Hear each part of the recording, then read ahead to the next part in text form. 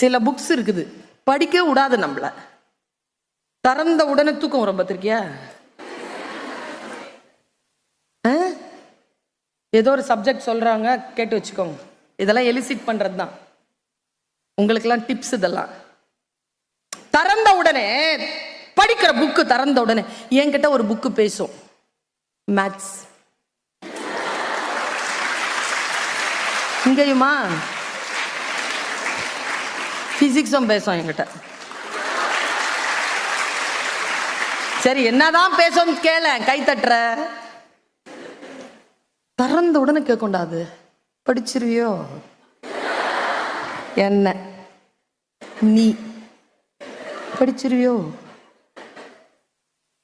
அது பேசின உடனே டப்புன்னு புக்கை மூடிட்டேன்னு வச்சுக்கைய,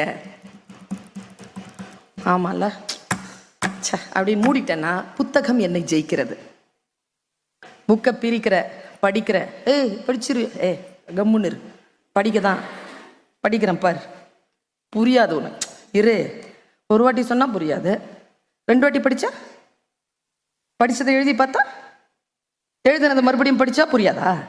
இரு, படிச்சு காட்டுறேன்.